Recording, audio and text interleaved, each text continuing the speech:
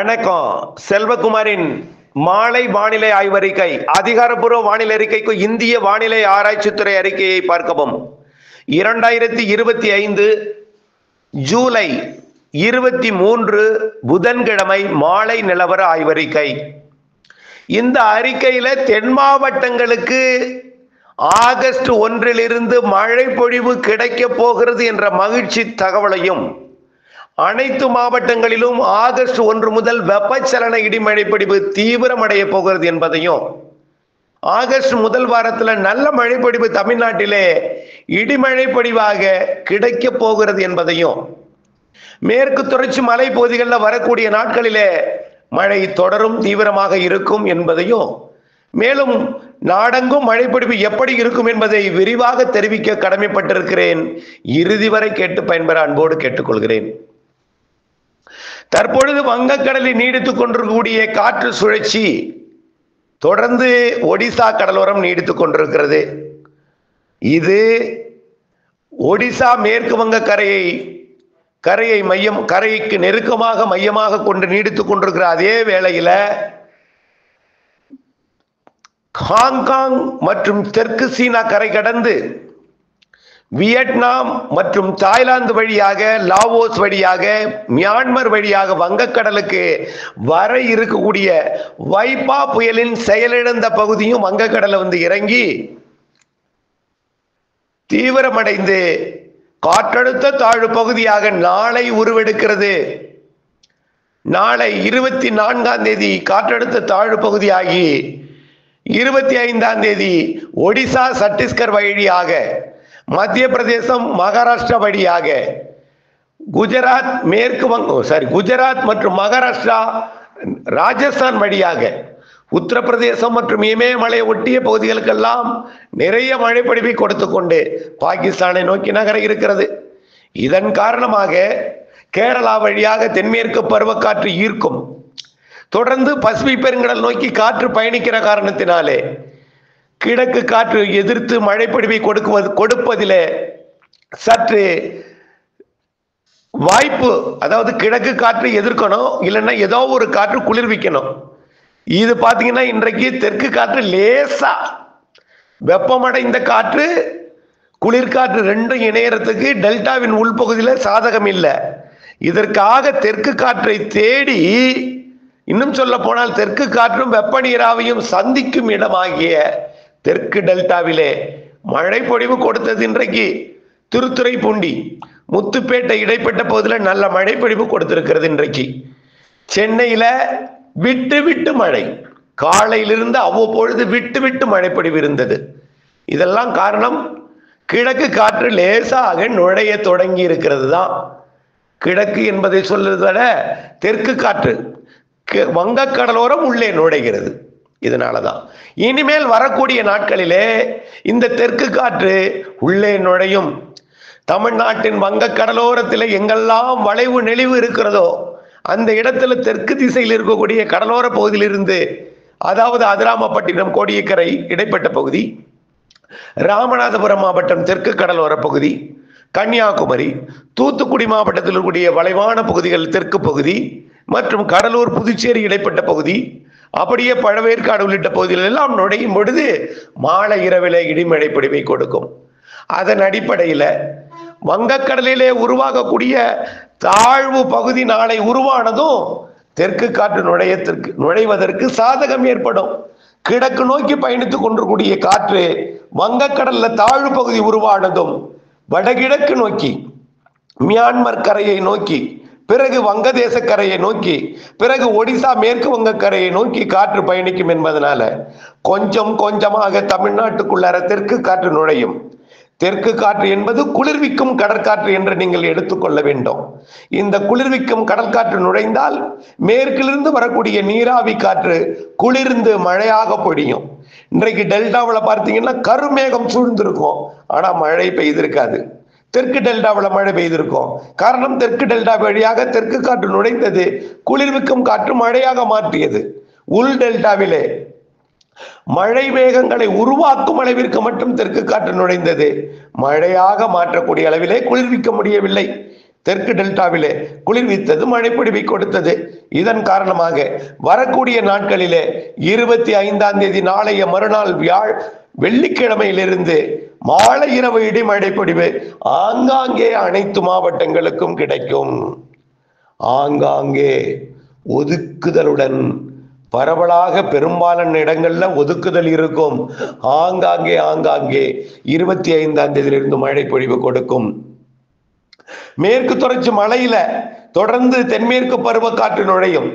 கேரளா, தமிழ்நாட்டின் மேற்கு தொடர்ச்சி மலைப்பகுதிகள், அணைகள், நீர்பிடிப்பு பகுதிகளில் நல்ல மழை பொழிவை கொடுக்கும். இன்றைக்கு ஒரு மகிழ்ச்சியான தகவல், இன்றைக்கு பரம்பிக்குளம் நிரம்பி விட்டது. பரம்பிக்குளம் என்பது மிகப்பெரிய அணை, பெரும்பாலும் நிரம்பாது. காரணம் என்னன்னா, கேரளாவிற்கு தண்ணீர் வழங்க வேண்டிய அணை அது. கேரளாவிற்கு நீர் மின்சாரத்திற்கு தண்ணீர் வழங்கக்கூடிய அணை. ஆக ஒரு ஒப்பந்தத்தின் அடிப்படையில் தண்ணீர் திறந்து விடப்படும். அந்த அணை திறந்து விடப்படக்கூடிய தண்ணீரை விட வரத்து அதிகமாக இருந்த காரணத்தினாலே பரம்பிக்குளம் நிரம்பி இருக்கிறது. இது PAP விவசாயிகளுக்கு மகிழ்ச்சி அளித்திருக்கும். ஏற்கனவே நிரம்பி இருக்கிறது திருமூர்த்தி, ஏற்கனவே நிரம்பி இருக்கிறது அமராவதி. திறந்து விடப்பட்டிருக்கிற காரணத்தினாலே கொஞ்சம் குறைந்திருந்தாலும் மீண்டும் நிரம்பும். மேட்டூர் நிரம்பி விட்டது. பவானி சாகருக்கு இன்னும் 4 TMC தான் தேவை, 3 TMC தான் தேவை. 3 TMC என்ன, 11,500 கனஅடி 3 நாள் வந்தா நிரம்பிடும். அப்ப என்ன இதெல்லாம் 11,500 கனஅடி 3 நாள் வராதா? ஒரு நாள் தென்மேற்கு பருவமழை வலுத்து 2 நாள் பெஞ்சதுனாலே 2 நாள்ல பவானி சாகர் நிரம்பிடும். ஆகவே பவானி சாகருக்கும் இன்னும் ஒரு 3 TMC தான் தேவை. 11,500 கனஅடி 3 நாள் வந்தா 3 நாள்ல நிரம்பிடும். ஆகையினால் அதுவும் நிரம்பி விட்டது எனலாம், கிட்டத்தட்ட நிரம்பி விட்டது எனலாம். தென் மாவட்டங்கள் அணையும் நிரம்பிக் கொண்டிருக்கிறது. வரக்கூடிய நாட்களிலே பெய்யக்கூடிய மழைப்பொழிவின் காரணமாக குற்றாலத்தில எல்லாம் வெள்ளப்பெருக்கு ஏற்பட்டிருக்கிறது. அனைத்து அருவிகளுக்கும் குளிப்பதற்கு தடை. புலி அருவி உள்ளிட்ட சிறு அருவிகள் தான் குளிப்பதற்கு வாய்ப்பு வழங்கப்பட்டிருக்கிறது. பாதுகாப்பு இல்லாத பல அருவிகள் அதிகமான தண்ணீர் கொட்டுகின்ற காரணத்தால தடை விதிக்கப்பட்டிருக்கு. அணைகளின் நீர்வரத்து அதிகரித்திருக்கிறது. தமிழ்நாட்டில் மட்டும்தான் வெப்பச்சலன இடிமழை பொழிவோட பரப்பு குறைந்திருக்கு. காரணம், தென்சீன கடல்ல இருக்கக்கூடிய நிகழ்வு கிழக்கு காற்றை, அதாவது மேற்கு காற்றை கிழக்கு நோக்கி வலுவாக இருக்கிற காரணத்தினாலே இந்த பிரச்சனை. இருந்தாலும் இதற்கும் ஒரு தீர்வு 25ஆம் தேதியிலிருந்து ஏற்பட போகிறது. கிழக்கு நோக்கி பயணிக்கும் காற்று வடகிழக்கு நோக்கியும் பிறகு வடக்கு நோக்கியும் வட இந்திய நிலப்பகுதியை நோக்கியும் பயணிக்கும் பொழுது தமிழ்நாட்டிற்கு மாலை இரவு வெப்பச்சலன மழைப்பொழிவு 25ஆம் தேதியிலிருந்து கொஞ்சம் பரப்பில் கூடும் டெல்டாவிற்கும் கிடைக்கும்.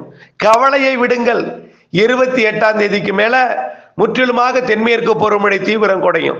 முற்றிலுமாக தென்மேற்கு பருவமழை தீவிரம் குறையும் போது மேற்கு தொடர்ச்சி மலைப்பகுதிகளில் இருக்கக்கூடிய அணைகள், நீர்பிடிப்பு பகுதிகள், அணையை நம்பியிருக்கக்கூடிய விவசாயிகளுக்கு கவலை ஏற்படலாம். கவலைப்படாதீர்கள் விவசாயிகளே, உங்கள் அணை நிரம்பி விட்டது. நிரம்பாத அணைகளும் அடுத்த சுற்றின் மழை பொழிவு பொழியும். இப்பொழுது உள் மாவட்டங்கள்ல மழை இல்லை, அவர்களுக்கு கிடைக்கட்டும் மழை என்ற ஒரு தாராள மனம் உங்களுக்கு கொஞ்ச நாள் இருக்கட்டும். வரக்கூடிய நாட்களிலே தென்மேற்கு பருவமழை 28ஆம் தேதியிலிருந்து ஆகஸ்ட் 8ஆம் தேதி வரை தீவிரம் குறைந்திருக்கும். இந்த குறைந்திருக்கிற தென்மேற்கு பருவமழை காரணமாக தமிழ்நாட்டிலே மாலை இரவு இடிமழை பொழிவு அதிகரிக்க போகிறது. குறிப்பாக மழையே பெய்யாத தூத்துக்குடி மாவட்டத்திற்கு கூட அந்த 2.5 சென்டிமீட்டர் மழை வரக்கூடிய நாட்கள்ல கிடைத்து விடும் போல் தெரிகிறது. ஆக ஆகஸ்ட் முதல் வாரத்துல கன்னியாகுமரி, தூத்துக்குடி, திருநெல்வேலி, தென்காசி மாவட்டங்களின் சமவெளி பகுதிகளுக்கும், விருதுநகர், மதுரை மற்றும் சிவகங்கை, ராமநாதபுரத்தோட தெற்கு கடலோரத்திற்கும், தூத்துக்குடி கடலோரத்திற்கும், புதுக்கோட்டை கடலோரத்திற்கும், சிவகங்கை, புதுக்கோட்டை உள்பகுதி, திண்டுக்கல், மதுரை, திருப்பூர், கோயம்புத்தூர் மாவட்ட பாலக்காட்டு கணவாய் பகுதிகளுக்கும், தாராபுரம் மற்றும் பொள்ளாச்சியோட பகுதிகளுக்கும், அதாவது நேகமம், கருமாபுரம், காட்டம்பட்டி, தாசநாயக்கம்பாளையம், செஞ்சேரிமலை, காமநாயக்கம்பாளையம் மற்றும் தொட்டம்பட்டி மற்றும் அப்படியே பார்த்தீங்கன்னா ஒட்டுமொத்த தமிழ்நாட்டிற்குமே மாலை இரவு இடிமழை பொழிவை கொடுக்க போகிறது.